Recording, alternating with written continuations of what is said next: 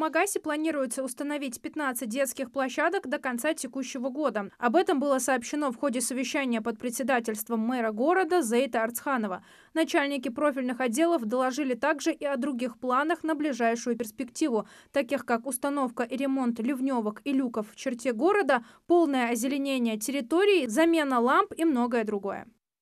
Предприятия и индивидуальные предприниматели региона в минувшем году получили 3 миллиарда рублей кредитов. Это почти на треть больше, чем в 2022. В отделении Банка России по республике сообщили, что обязательства представителей бизнеса за год выросли на 70%, до 5 миллиардов 400 миллионов рублей. Доля сегмента МСП в структуре корпоративного кредитного портфеля банков в регионе снизилась на 8 процентных пунктов до 66,7% за счет роста объемов кредитования крупного бизнеса.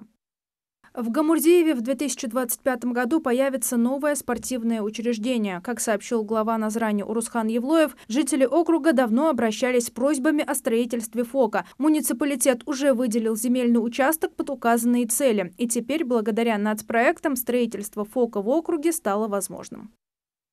За прошедший 2023 год в аппарат уполномоченного по правам человека в Ингушетии поступило большое количество жалоб о нарушении социальных прав граждан, которые заняли лидирующую позицию в списке категорий обращений. От граждан поступали обращения по вопросу защиты конституционных прав: право на социальное обеспечение, жилищное право, право на охрану здоровья и медицинскую помощь, трудовое право, право лиц с ограниченными возможностями здоровья. Общее количество жалоб по данной категории составило 779. Из них по результату рассмотрения установлены нарушения прав человека и восстановлены права по 281 жалобе. В Джайрахском районе стартовала масштабная инвентаризация уникальных историко-архитектурных памятников для реставрации. Привлеченным археологам и ученым поставлена задача особое внимание обращать не только на жилые и боевые башни, но и на склепы, находящиеся в руинированном состоянии. К 1 февраля были полностью завершены работы по обследованию 2 архитектурных комплексов. В одном из них на учете находилось 17 объектов, а стало 30, то есть дополнительно выявлено еще 13 памятников. А за прошлый год в горах выявлено 68 объектов.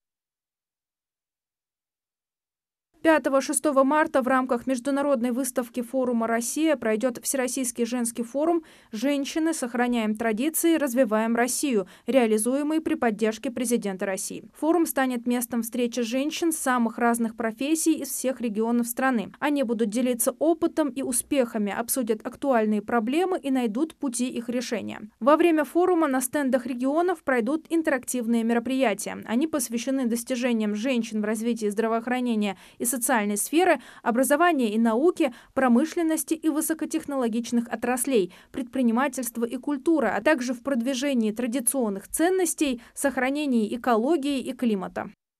Ветераны Икажева стали обладателями зимнего кубка Ингушетии по футболу среди ветеранов, обыграв в финале с крупным счетом Карабулак. Икажевцы продемонстрировали хорошую игру и уже в первом тайме забили 4 мяча, что решило исход матча.